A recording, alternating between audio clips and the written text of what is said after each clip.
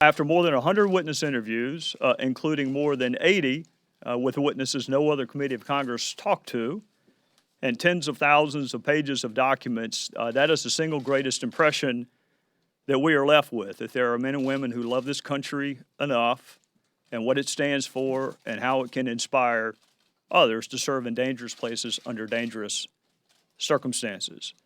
So I will respectfully ask my citizens to simply do this. Read the report.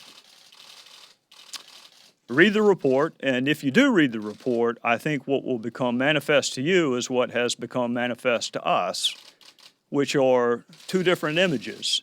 The image on the one hand of what was happening in Benghazi during the relevant time period, and the image on the other hand of the decisions made and not made in Washington during that same time period. Made on behalf of our country, I also want to express our collective appreciation for the Americans who nothing could have reached Benghazi because nothing was ever headed to Benghazi. No U.S. military asset was ever deployed to Benghazi despite the order of the Secretary of Defense at 7 o'clock that night.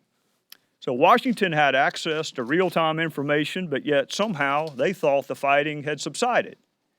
Washington had access to real-time information, but somehow they thought these fighters were going to evacuate, even without the remains of the ambassador, and without asking how is that evacuation supposed to be effectuated? How were you supposed to get from the annex to the Benghazi airport because it took you almost 3 hours to get from the airport to the annex? Who is supposed to take you? So those are the decisions being contemplated and discussed in Washington. And this mistaken belief that there was an evacuation that was imminent without asking the pretty fundamental question of how do you expect us to effectuate this evacuation? Yourself, the entity for whom you work, and the member to whom the question is directed. You can't begin to exercise the leadership you need to exercise if you don't understand what's happening on the ground, and if you choose to put political expediency and politics ahead of the men and women on the ground. For that, you'll have to answer to yourself.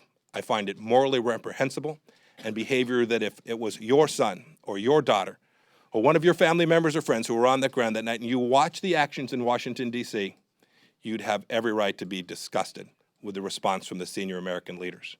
This was a failure at the most senior levels of our government, and one that I hope the recommendations this committee presents will help making sure that something like this never happens again.